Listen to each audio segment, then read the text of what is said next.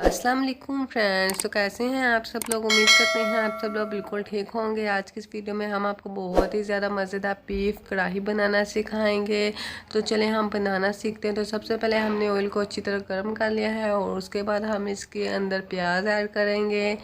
तो प्याज को हमने अच्छी तरह लाइट ब्राउन करना है और उसके बाद हम इसके अंदर टमाटर ऐड करेंगे और साथ में ही हम इसके अंदर सब्ज़ मिर्चें और फिर अदरक लहसुन का पेस्ट ऐड कर देंगे और इसको आपने थोड़ा सा फ्राई कर लेना है।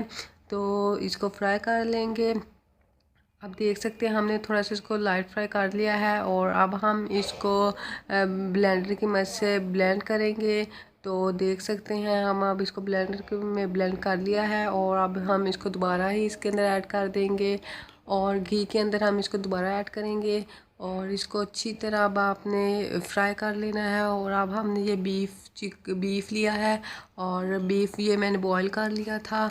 तो ये बॉईल किया हुआ बीफ है। अब हम इसके अंदर सुरख मिर्ची ऐड करेंगे और बहुत ही ज़्यादा मज़ेदार ये बना है। आपने भी ज़रूर ट्राई करना है और साथ में आप नमक ऐड किया है और वैसे भी आपने जिस हिसाब में बनाना आप उस हिसाब से चीज़ें ऐड कर सकते हैं। अब मैंने हल्दी ऐड की है, बहुत ही अच्छी खुशबू आ रही है। और अब हम इसके अंदर दही ऐड करेंगे। तो दही भी आपकी जो बीफ कढ़ाई होती है उसको बहुत ज़्यादा मज़ेदार बनाती है। अब हम इसके अंदर साबुत गरम मसाला ऐड करेंगे। ये मैंने पिसा हुआ लिया है। तो पिसा हुआ जो गरम मसाला उसका बहुत ही अच्छा टेस्ट आता है। अब मैंने इसके अंदर ऑल पर्पस की क्रीम ऐड करूँगी। तो आपने जिस हिसाब से बनाना हो आप उस हिसाब से सारी चीज़ें ऐड कर सकते हैं।